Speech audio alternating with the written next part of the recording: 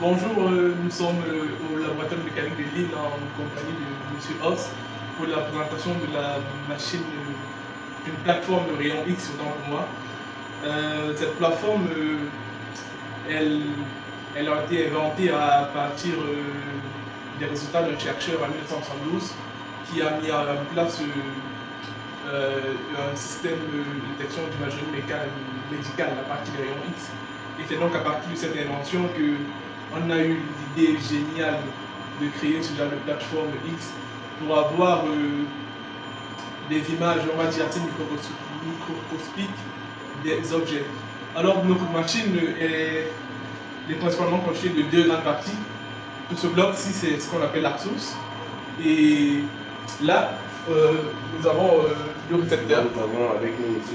Grégory qui va essayer d'expliquer davantage sur le fond du fonctionnement de la machine.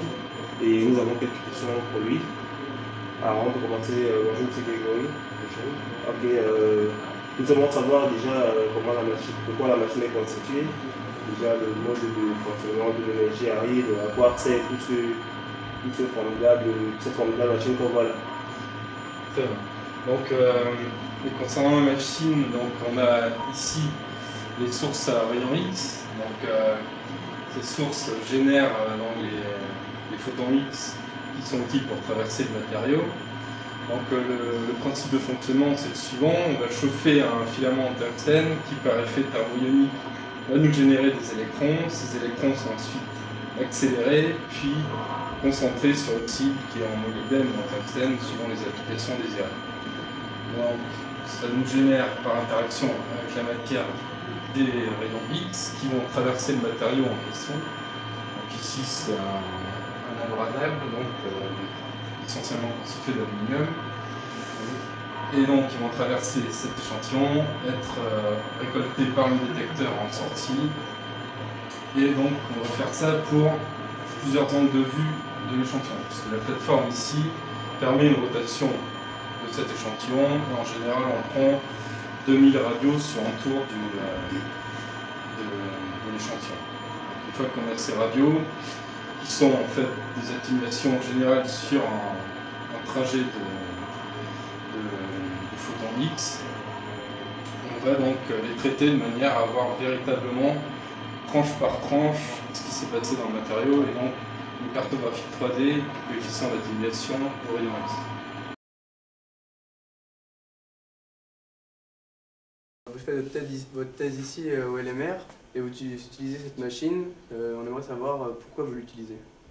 Alors, je vais d'abord expliquer brièvement le contexte et puis le matériau que j'étudie.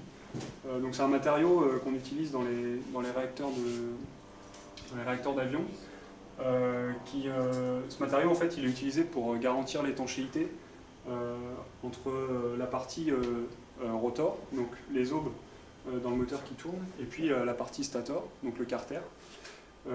Et sur ce carter, en fait, on vient déposer un matériau qu'on appelle abradable, qui permet à la fois de le garantir, d'avoir un faible jeu entre les têtes de pale et le carter, et puis en cas de contact entre les aubes et puis le carter, ce qui arrive régulièrement dans la vie du moteur, c'est ce matériau qui vient finalement s'user et amortir l'impact.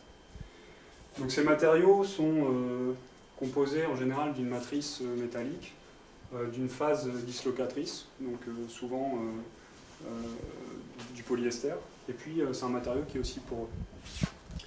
Donc pour comprendre le fonctionnement du matériau en cas d'impact avec une pale, on vient reproduire des impacts sur un banc qui a été extrêmement simplifié et qui nous permet de comprendre les phénomènes, de reproduire les phénomènes de l'échelle 1 et de comprendre un peu plus finement ce qui se passe. Donc ces matériaux à l'impact, comme ils sont poreux, ils ont une tendance à se densifier, c'est-à-dire que les porosités du matériau vont se fermer. Le matériau va se densifier, et une fois qu'il est densifié, finalement, il n'a plus forcément les mêmes propriétés mécaniques. Donc la tomographie, les tomographes du LML nous permettent de faire des scans du matériau vierge qu'on n'a pas utilisé, du matériau qui a subi un impact avec une eau en titane, et puis de pouvoir comparer la microstructure, donc avant impact, après impact, et de comprendre de quelle manière le matériau s'est densifié. Est-ce qu'on peut savoir les applications de la machine? En fait, ce qui est intéressant avec la tomographie, c'est quand vous avez un matériau qui contient plusieurs phases différentes. Donc typiquement ici, il y a de l'aluminium et du plastique. Et ces matériaux-là n'absorbent pas les photons X de la même manière. Donc quand on va les regarder en tomographie, on observe les phases assez distinctement. Et puis la porosité aussi, la porosité c'est de l'air. Donc c'est une phase qu'on peut distinguer assez facilement. Alors, la tomographie, c'est non seulement le scan, mais il y a aussi une phase finalement de traitement du scan a posteriori qui est importante. Donc ça, c'est ce qu'on obtient, une coupe qu'on obtient brute issue du tomographe. Et finalement, on ne voit pas grand-chose parce qu'il y a un effet de flou sur l'image. Et là, il y a une phase de post-traitement qui est importante. Et après ce post-traitement, finalement, on commence à arriver à distinguer les différentes phases dans le matériau. Merci à vous pour toutes vos réponses. Je vous en prie.